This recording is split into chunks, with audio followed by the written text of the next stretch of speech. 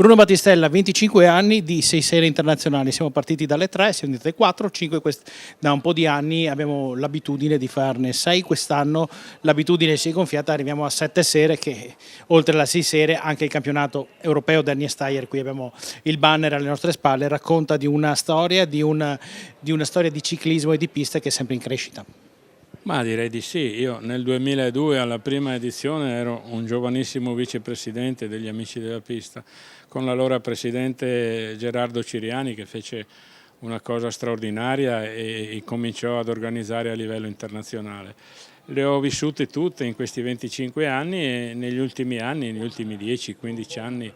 la manifestazione è sempre aumentata, quindi si chiama ancora Tre Sere, mantiene il nome storico, ma è diventata ormai una 6 giorni a tutti gli effetti. E abbiamo visto anche questa sera il parterre di tutti gli atleti che hanno chiesto, che siamo riusciti ad inserire perché ci sono un'infinità di paesi che purtroppo sono rimasti fuori da quella che è la 6 giorni e faranno tutte le gare UCI. Credo sia una testimonianza importante per noi, per la città e per tutto il movimento che portiamo avanti. Nel 2019 avevamo organizzato il primo europeo con grosse soddisfazioni. Quest'anno la WEC ci ha così coinvolti nuovamente per il Derny e per lo Steyer e abbiamo messo dentro all'interno, proprio su richiesta della WEC, questa scommessa della prima edizione dello Steyer per le donne elite, per cui speriamo che tutto vada nel migliore dei modi, la squadra è pronta e cercheremo di fare del nostro meglio.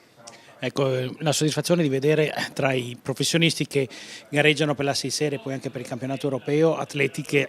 diversi anni fa erano i giovanissimi che correvano qui al velodromo. Sì, anche questo è vero, è una tradizione che si rinnova. Io molto spesso ricordo che ad ogni Olimpiade Pordenone nel ciclismo ha sempre avuto un atleta suo cresciuto qui al Bottecchia e ultimamente, se vogliamo ricordare a quanti ragazzi